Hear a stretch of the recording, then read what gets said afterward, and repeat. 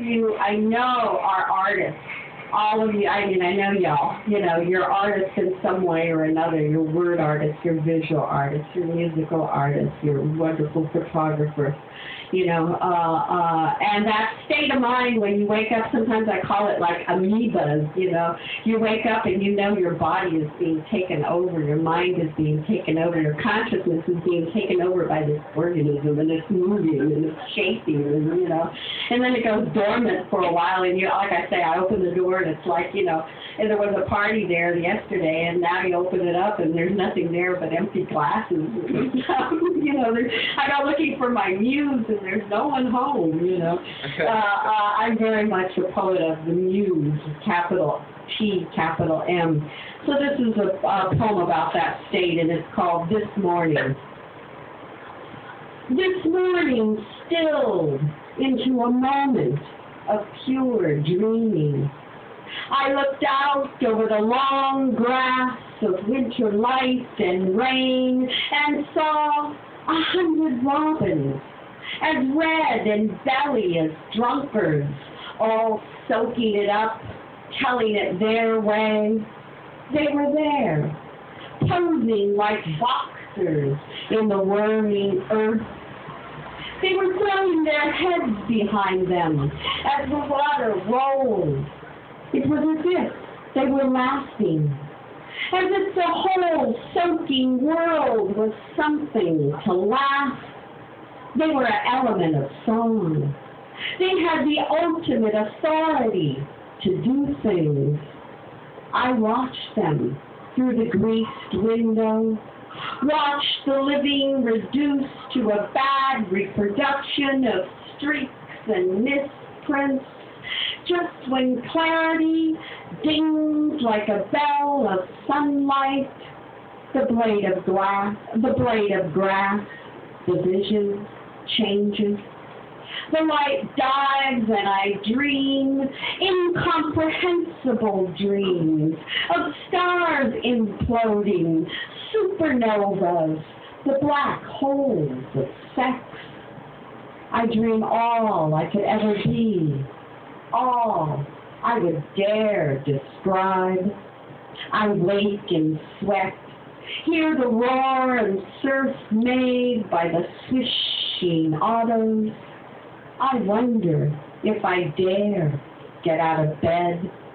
My head, that heron's egg, sits on top my shoulders, all bone and misleavings, all drool and mumbling words, all signals droning in my brain, simmer to a whine of silence so shrill only a dog could hear.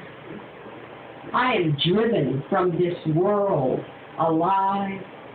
I come to this world in dreams. Yeah.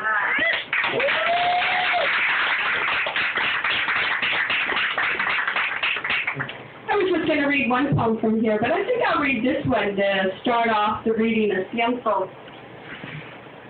Ciento is a book of love poems when I was not actually in love. The poems, most of the poems, 98% of the poems are written, there's 100 of them, so 98, 2 of them are elegies, so, and they were definitely to one person, and definitely written for that one person, and out of a feeling of love for that one person. But 98% of the other ones were not about anybody in particular at all. I was not in love. Instead, I was in a state sort of like this poem. This is a poem called Café Solo, or Café Solo.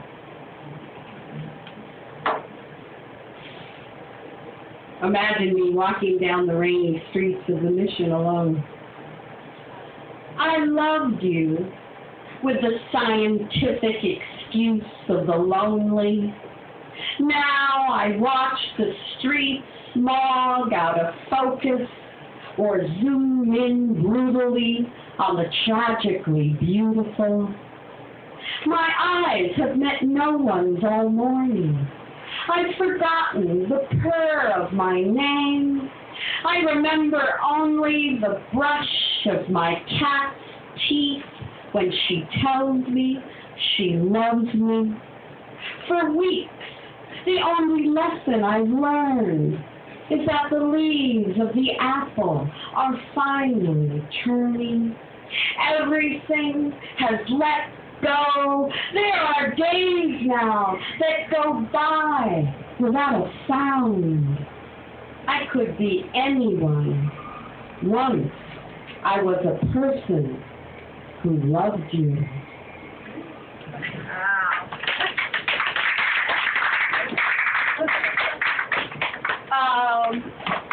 After that book, my second book was From the Cables of Genocide, Poems on Love and Hunger. And these have actual, real love poems to someone when I was in love or out of love, or, you know, these are like, you know, and they were so hard to write, and it takes me so long, and like I said, inspiration, the muse, whatever. I had a friend, Victor Martinez, another mission poet who passed last spring, and we used to get it, and we were friends for a long time. He was a part of my small press, Mongo. You know, he'd hang out, give us inspiration and stuff, and we'd always get in this argument. He'd tell me, you know, why do you have to have such angst to write, you know? You're like a carpenter. It's like a carpenter. You get up in the morning, you drink a cup of coffee, you know, you strap on the tool belt, you get the hammer, you get the nails, you put another nail in the board.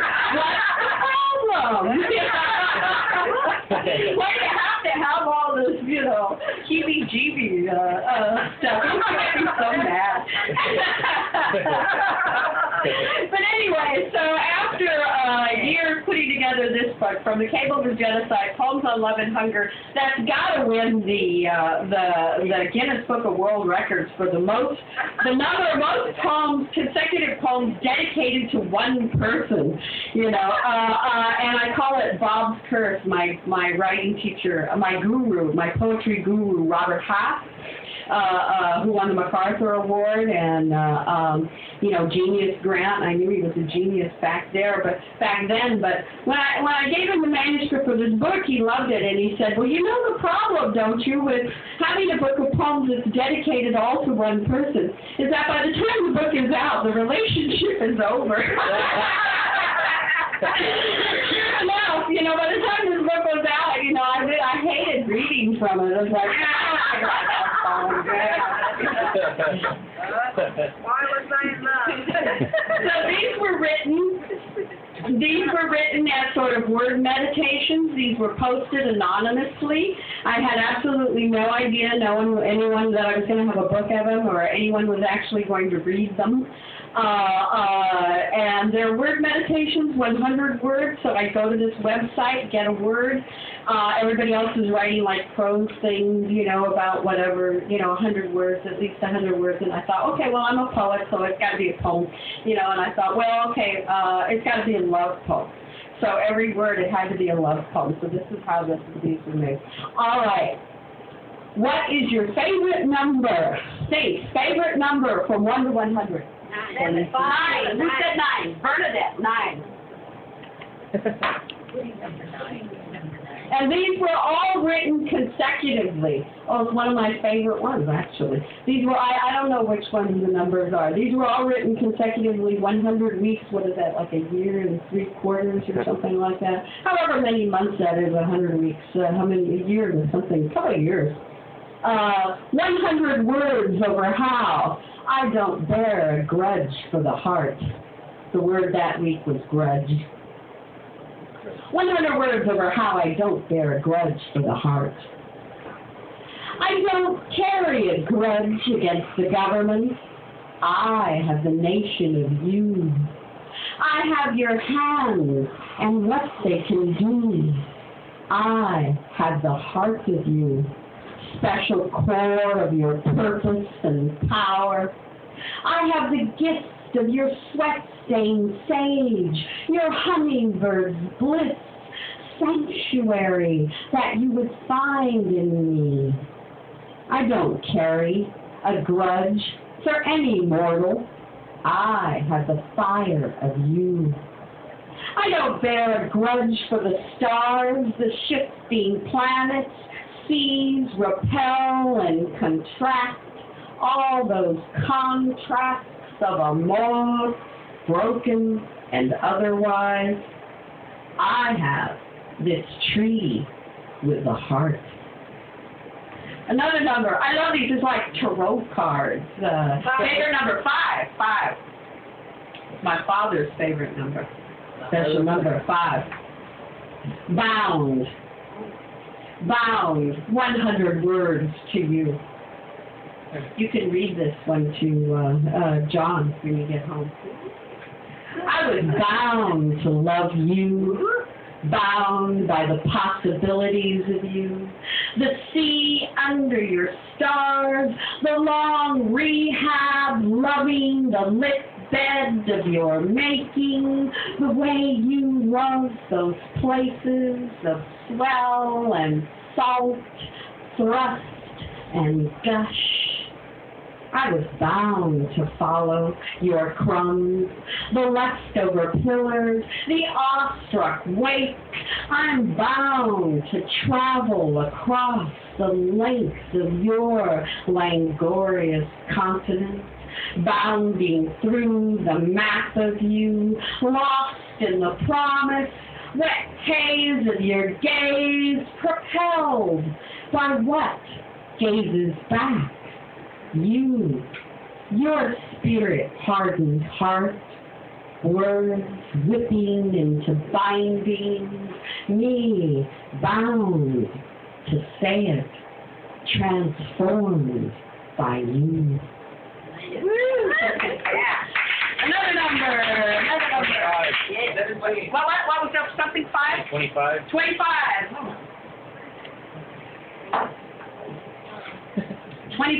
25. By the way, if you have the book, you should have the book. If you have the book, that little, where the number is a Chumash petroglyph from the cave. It's a constellation. It's like one of the novas or something. This glyph, it's a Chumash glyph. My grandmother was Chumash, so I was, we were trying to figure out, my publisher and I wanted to put the numbers, but I did not want them to be part of the title. I didn't want to know. I vowed never to think in numbers after I got out of high school, so this was some kind of ironic play for me. Okay, 25. Kaleidoscope. How cool! Kaleidoscope. 100 words to the kaleidoscope of you. And you can read this one to your honey. Or maybe she should read it to you, come to think of it. Baby, let me twist your tube. Let me dial you up a new dimension. Let me see you in 1,000 lights. Let me eye you into infinity. Let your lips and legs go akimbo. Give me all your smallest, give all your smallest bits to me. Let me gaze through you into your heart, into the many factors, into the paradise of your multiple rainbows, each color, another note in the inner song, each fine slice of you served up on a spinning plate.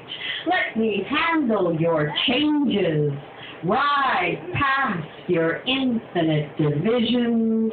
Let me turn you around. Help me see through you. Another number. 93. 93. That was you? Yeah. You play? Would you like to play? Play? Yeah, with your bow. You play? It's not a bow. It's a stick. Oh, it's a stick. Oh, okay. It looked like one of Jorge's bows, just looking at it. What was that again? 90? What was 93. 93. 93. 93. Those out love. 93. Repassed. Some of these words, they just show up, and I got to write a poem about them. Then I got to write a love poem. And some of these words I have to look up. So what repassed was one of the ones I had to look up and use a thesaurus. Repassed is like, anyone know that word? Snack. It's like a snack, exactly. You know that word? Cool. This one's for you. Like I said, it's like they're like tarot cards. You know, this is your card. 100 words for past, repassed. What we had is repassed. A mere refection, entremets, a side order of side dish. You made me feel full of you, your nimble wit. Life with you could have been a picnic, a tea time déjeuner. Now, you want to feed me this plowman's lunch, cheesy cracker and a single stock. Come on, man, not even collation. What supper would subsist of this tiffin, this element? The heart slows when it sees you on the table. There'll be small bites tonight, not much else to nosh for this dish. In past, our repasts resemble Thanksgiving, all sit down sweet, and now, chow. Yeah. Okay, well, again, anyone double steady when you'll be the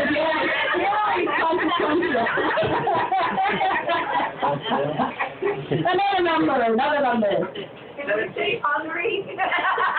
You want one for hungry? There is one for hungry in there. There's two, and two for poverty. When I got the word poverty, I had to do two of those. Another number. 17. Who was that? Back there. 17. 17. Oh, see, like I said, I never know what word's going to come out. And then it had to be a poem, and then it had to be a love poem. And some of these words I had to look up, but this is one, believe it or not. I did my doctoral study in history of consciousness, continental philosophy, indigenous American philosophy, cultural theory, semiotics. I know the word latitudinarian. Anyone know the word latitudinarian? Naomi can't answer. You know the word latitudinarian? Oh my goodness. It was like a 19th century political movement of tolerance.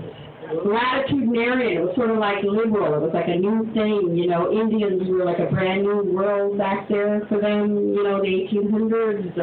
The French got all excited about freedom and liberty, and you know, well, maybe the government shouldn't be so. Maybe we should have a more relaxed attitude.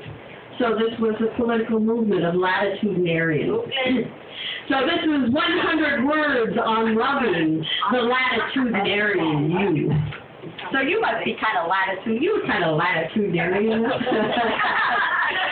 What I love about you goes beyond your latitudinarian attitude.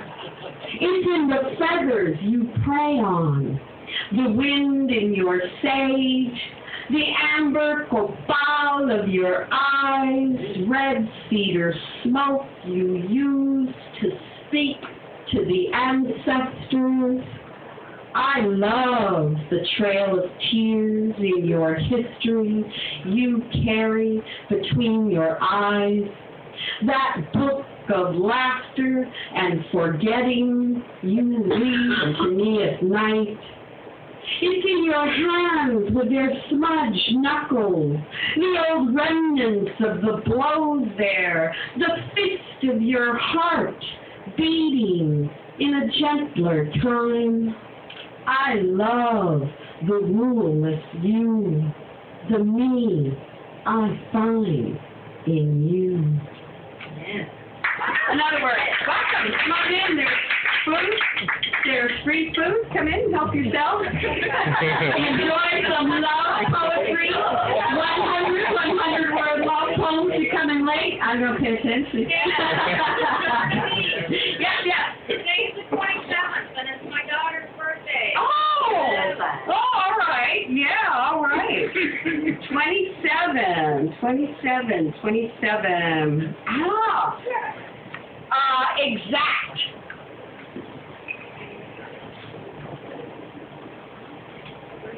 100 words in the exact moment of you. I want to be there at that exact moment when you know you love me, when you feel that waterfall down your spine and into your solar plexus, when the winds of change change you and your smile sails ships of its own. I want to be there when you discover me, a deserted island of your own making, when summer recovers our skin, a soft pelt dissolving upon contact, when all the ice of other touches melt upon our heat, and all the rivers in our veins open up in utter awe of it. I'll be there, exactly, totally there.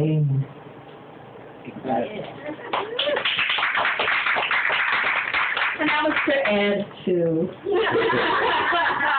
Thank you. One of the things I was doing with this book, especially once I realized, I got about to 48 or something, and I decided to copy them all from this website that I was posting them in, and realized that I had almost like 48 poems there, and I really liked them. I started reading them, and I really liked them. Like I said, I didn't get rid of any of them. They're all there. Anyway, I realized that it came out of something that I was doing when I was divorcing and living in Boulder before I decided to quit my job and leave my house in Boulder and just come back home to the Bay Area, to San Francisco, hang out with all you cool, strong mujeres. I thought, man, I got to be home. I got to be home. But one of the things that, I was doing at that time was I started putting together playlists of love songs, the greatest love songs. And I got really interested in love songs because they're like crystals. I had a lot of friends when I was in high school who were seriously into healing with crystals. And they would always talk about how crystals, there's something, I don't know if you hold it in, I think you hold it in your left hand and you turn it counterclockwise or clockwise or something under preferably a river running water to rinse off everybody's energy, other negative energy, to recharge it. And then it recharges in your hand as you're turning it, right? Then it becomes your crystal. It becomes your power object. Well, love songs and great love songs are like that, right? Bummer love songs and good love songs, right? The ones that, made you cry and cry over Michael Malin at 14, I still hear those songs, and, Smokey Robinson, and it's like, oh, man, I'm there. And it's totally relevant to whatever relationship I'm in at the time. See, this is what I was interested in, how love songs can recharge. One of my Moon Alice friends here, one of the bands I really, really love, Moon Alice, they do their own songs and stuff, that's what I get out of it, those love songs that keep, even though you heard them 30 years ago and then somebody's covering them, and it's like, they recharge. So I like to think of these poems as the same way. It's like crystals or like rechargeable love songs. So it's like, I'm not, and it's great because they're not connected to any particular person. So I can, and you're free to, I want to make note cards out of these so that you can give them to your loves or your potential exes too. There's some of those too. Another number. 10, back there, 10. Secret. You got secrets, huh? Sarah, are you back there? I'll take some more Merlot. Why not? It's a party! Put it on my cat, Sarah. Make it a double. I'm going to be reading about secrets here. 100 words to your secrets. I'm sworn to the secrets of you, sworn to secrecy regarding your secret lust for living, your giving ways, the way you unroll me like a packet of nickels, send me to a dime, leave me an expired ticket to your floating showboat, all the secrets in one lonely face, reveal the smile you take, unveil the excruciating detail of you, your leaving, your twisted laugh, the dark hair under your pink thumb. All the trust in war has nothing on your designs. My desire for your touch leaves me in a place I could never tell you. This is so fun. Like I said, tarot cards, you know. I remember when I wrote that poem and showing it to a friend, and the friend said, I don't understand that line, the dark hair under your pink side. Well, see, you got one of those little hair things, you know, like Bob said, you know, right there, the little hair chin right there under your lips, under your side. See, the dark hair under your side. So perfect visual, visual aid for that image. Another one. Number 69. 69. Oh,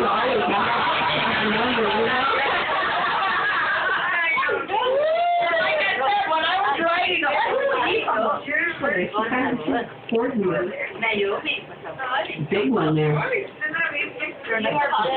69. It's not what you think. 100 words of goodbye.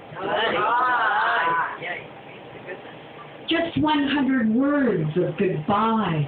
This first day taken, this first new year extravagant in its pleasure of red, its greenly hills, it's winding down.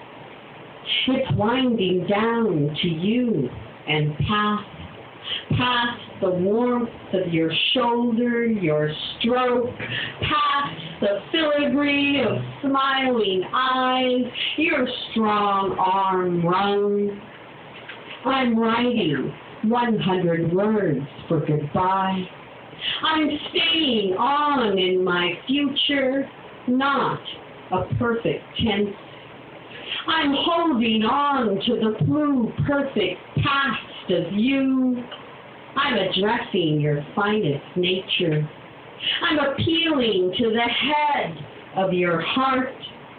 I am breaking some pact of independence, some right to bear arms. Yeah. Another one. What? 10. 10. No, 10. Oh, Sienna! No one ever asked for that one. Much less the way you did. So thank you. This is one of my favorite ones.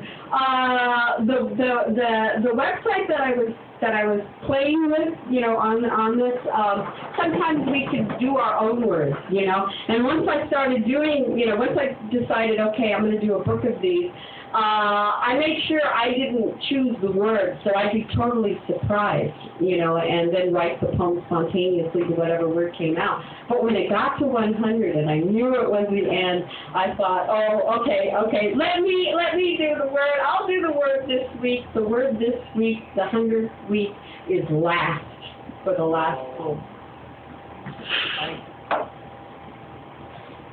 You have to imagine. Did you see that movie Cadillac Ranch about what's his name who produced the records of Elvis Presley and all those people? Etta James. He discovered Etta James and recorded Etta James. So you got to hear Etta James sing At Last. Go home and YouTube it. It's usually on my Facebook link, you know, but it's not easy to get to those links anymore, you know. But I love Etta James At Last. So this is, I'm not going to sing it, you know, but this is to the tune of At Last. 100 words for you at last. At last, love has come at last. Last time love came, all it was quest.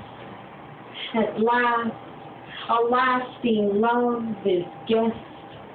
A visiting heart came over, and lover, it's all I'll ever do, all I can ever see to win your skip beat for me. Consider this, please, a love you can return to, a sunny name where you can at last turn to. And what am I but the next stop onto you? You know you'll do at last. My love has come again. It's been so long, I don't know when, until I loved you last. I'm tempted to stop here, but I think I want to go on. I was going to do a couple of sets, but you're already here, and there hasn't been too many people coming in and out. So can you hear a few more? Yeah, more numbers. Who hasn't played?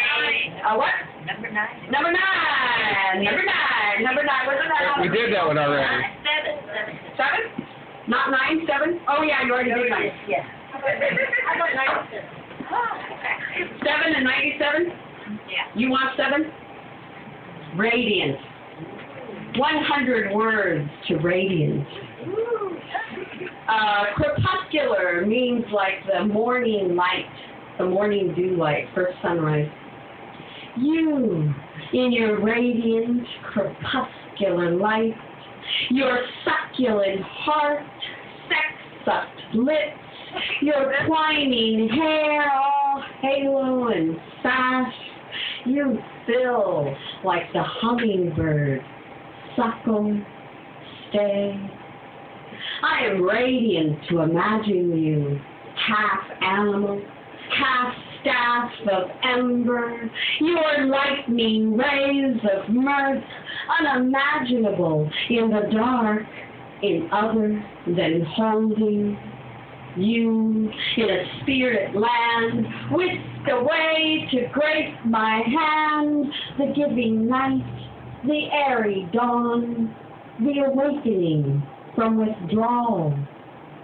As the valley hunkers, mist hangs around her love river, I flow with you, fog struck and caught in your aperture. Your appetite for me, your blessing, kiss, eyes, wind-struck, radiant. And then somebody said 97? Is that right? 97.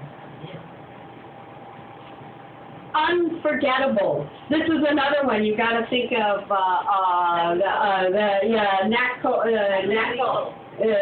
Natalie Cole with her father, Nat King Cole, doing Unforgettable. This is also to the tune of Unforgettable. 100 words for unforgettable you. You're so unforgettable. You're so unregrettably you. I know you're so gettable. You're so unforgettable. You make statues of men who graze my glance. You have that brass, that manner, that classic stance. You remind me of no other. You are sui generis. It's end of the line for you. You're so unforgettable. You are, and the world is more memorable. When you're around, you make all the clues come true. Yes, you do. I'm sure you'll know when you want to be. Sure, you'll be where you want to be. Right here, in front of me. You, unforgettably you. Yeah.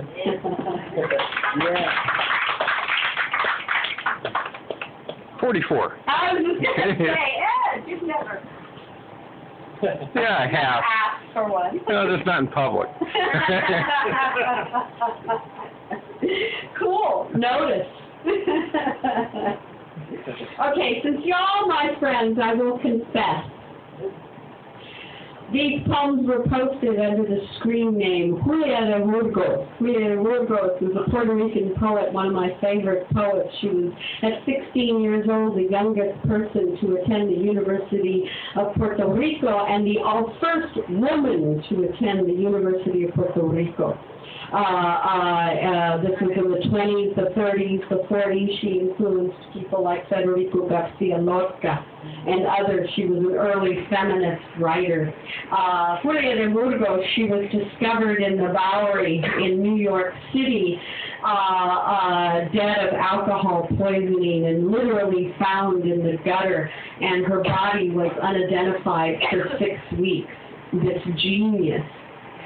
Poetic genius. So I like to think I'm the least person the person who is least to be found dead in the gutter in the Bowery.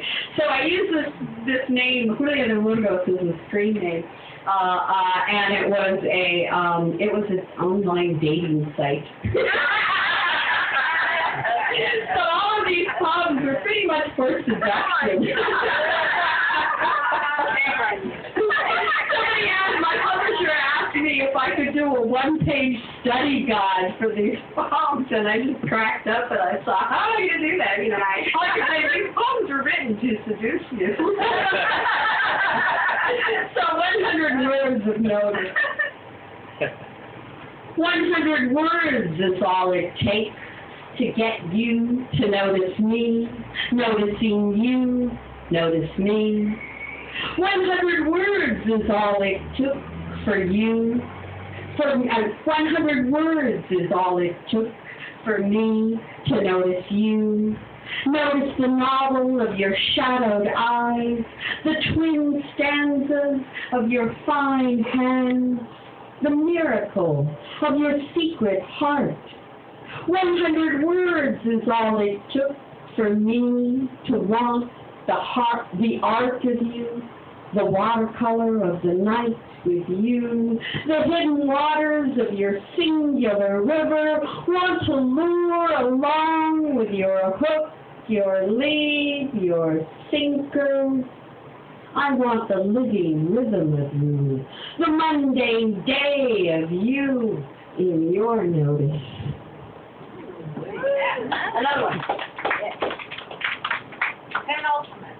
Penultimate. The penultimate, 99, shelter. This one's for you, Sarah. I love how you shelter me, the warmth within your hearth, all that wood you have stored. I love all that wilderness in the heart of you, all that uncut lumber just waiting for my touch. I love the human path of you, all that trampling to get there, here, where a river runs through it, a shelter of smoke, of sensuous ribbons of past. Let me demonstrate. I will lay down my arms, play dead for you, wait for your resurrection. Take me. I know a road clear to there. It will get us to where we will last.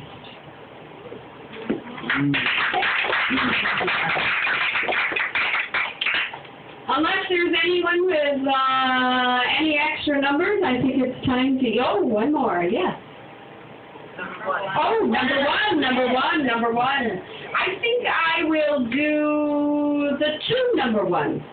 Because when I discovered this, it was sort of like, oh, great, I want to play 100 words, great, we write 100 words to, whatever word there is, and I want to play, I'm a writer. So what I did is I took a poem that I had, and the word when I joined into play was possibility.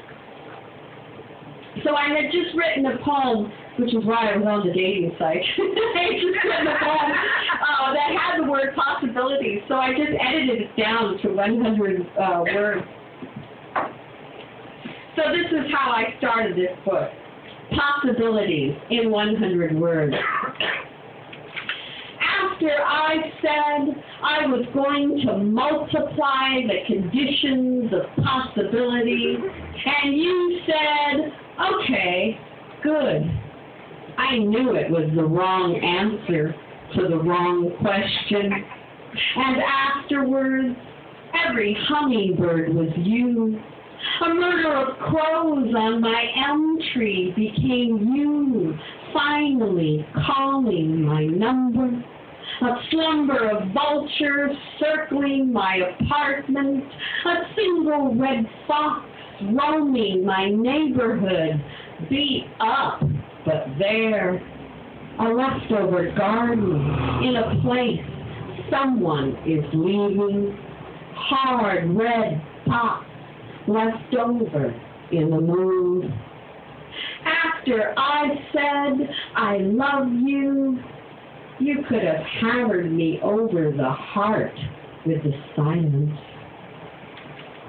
And so after I did that one, I thought, okay, well, this isn't really, I'm supposed to come up with something new to possibilities. So then I decided, okay, I'll write a new one. And this one was cool because it came out in 4-line stanzas, just like that, and it had its own form, and it was exactly 100 words, and it seemed very magical, which got me interested in continuing playing with this. 100 words towards possibility.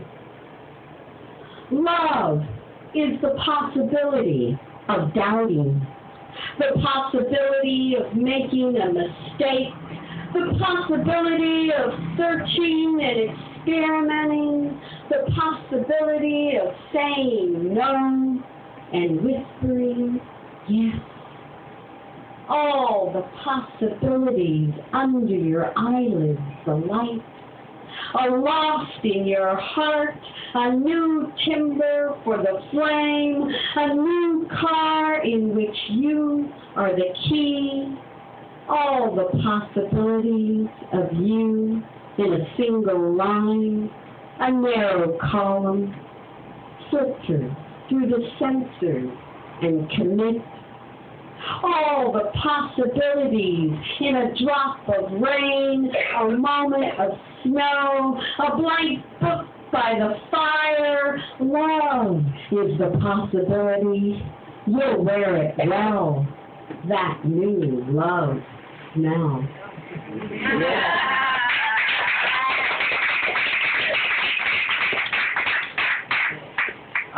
Anyone else have any other pressing numbers? Otherwise, I want to read a couple, just for the heck of it. One of the things, like I said, I was writing these poems, and I was writing them anonymously and posting them anonymously, and not thinking about, putting together a book or anything, and oh gosh, I can't even find this poem.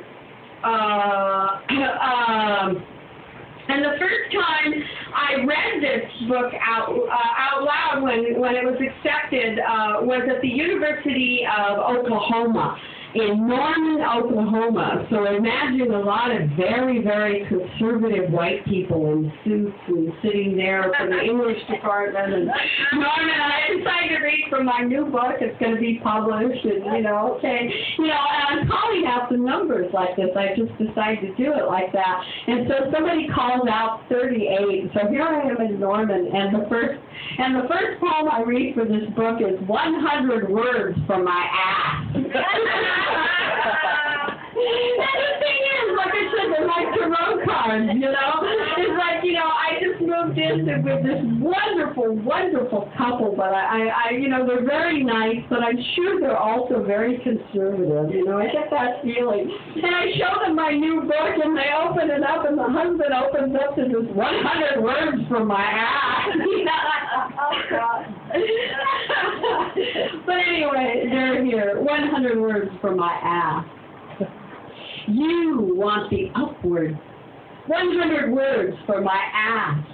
You want the upward pass. A long stream of vowels, some sweaty consonants, my perky verbs, 100 breathy fricatives. You express me more than move me. Olive oil in my row, a smooth slide to indecision, a lightsome ride for two. 100 words for just my ass. How many words for the view? How many acts of you will it take before this woman sings, before the ring of you? 100 words for my ass, worth a quarter or two. My peach, my apple half. What would you give to join the rest of you?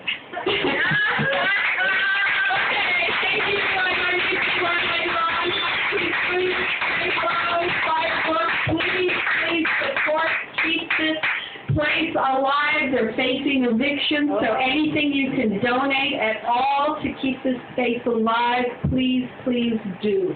Thank you very much, Sarah. Thank you, Kaleidoscope. Thank you all for coming. Please,